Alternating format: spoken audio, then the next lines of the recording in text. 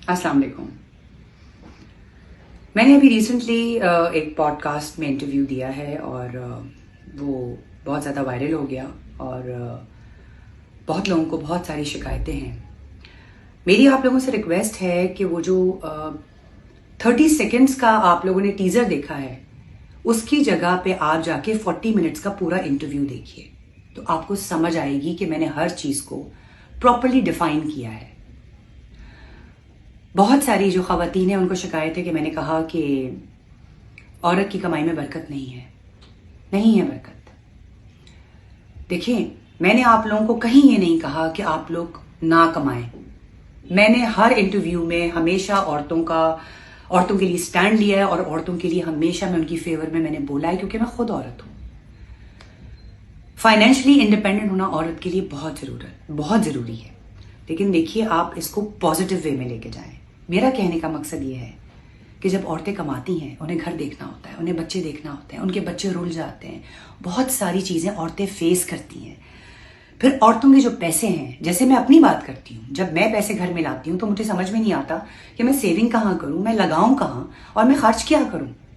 دیکھیں، عورت کا کام ہے گھرداری سنبھالنا. انفارچونیٹلی میرے ساتھ ساتھ بہت ساری ایسی خواتین ہیں جن کی زندگی میں بہت سارے ایشوز ہیں، جن کی زندگی میں بہت ساری مجبوریاں ہیں. میں سمجھتی ہوں عورتیں گھر سے باہر نکلی ہیں کمانے کے لیے، بہت اچھی بات ہے. بٹ یہ الگ الگ باتیں ہیں کہ عورتوں کو انڈیپینڈنٹ فائنینشلی اسٹرانگ ہونا ضروری ہے اور عورتوں کی کمائی میں برکت نہیں ہے. یہ دو الگ الگ باتیں ہیں. آپ لوگ جن کو مکس کر رہے ہیں، ٹھیک ہے؟ عورتوں کی کمائی میں برکت نہیں ہے. آج بھی میں اپنی اسٹیٹمنٹ پہ کھڑی نہیں ہوں، ٹھیک ہے؟ میں نے یہ سنا، بہت ساری خواتین نے یہ کہا کہ جی مرد بھی جتاتا ہے. بالکل جتاتا ہوگا، لیکن یہ آپ دیکھیے، مرد has to be a provider and protector. یہ اللہ تعالیٰ کی طرف سے ایک مرد کو بنایا ہی گیا ہے کہ تم ایک عورت کے پرووائڈر ہو اور پروٹیکٹر ہو. میں نے یہ سنا، آپ لوگوں نے کہا کہ جی حضرت خدیجہ ایک بہت بڑی بزنس وومن تھی.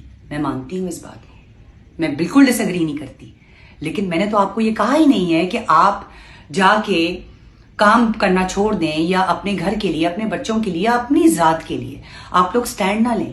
میں نے تو ایسا کچھ بھی نہیں کہا. تو پھر لڑائی کس چیز کی ہے؟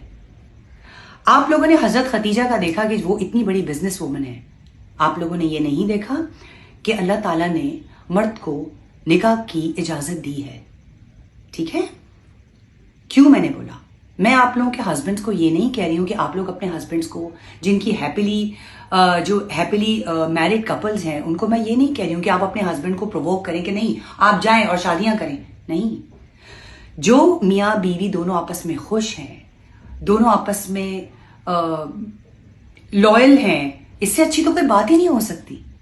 میں نے صرف یہ کہا ہے کہ جن مرد حضرات کو کوئی خواتین پسند آ جاتی ہے، آپ مرد حضرات جو ایکسٹرا میرٹل افیئرز کر رہے ہیں، بہتر یہ ہے کہ آپ ان خواتین کے سر پر ہاتھ رکھیں. جتنی بیویاں ہیں سب کو پتا ہوتا ہے کہ گھر میں کیا چل رہا ہے، ہمارے شوہر کیا کر رہے ہیں. تو میرا سوال آپ سب سے یہ ہے، کیا آپ لوگ کمفرٹیبل ہیں اپنے ہسبینڈس کا ایکسٹرا میرٹل افیئر دیکھ کے، کہ آپ لوگ اپنے دل کو یہ سمجھا لیتی ہیں کہ چلو خیر ہے، کوئی بات نہیں، آتا تو میرے پاس ہی ہے. تو دیٹ مینز آپ لوگ اپنے ہسبینڈس کے افیئر جو آپ دیکھ رہی ہیں، آپ لوگ ویسے تو شیئر کر رہی ہیں، لیکن اگر وہ عورت نکاح میں آ جائے، حلال رشتے میں آ جائے، تو وہ آپ لوگوں سے ہضم نہیں ہو رہا. مطلب آپ لوگ مجھے یہ بتانا چاہ رہی ہیں کہ جی ہم ایکسٹرا میرٹل افیئرس کو پروموٹ کر رہے ہیں.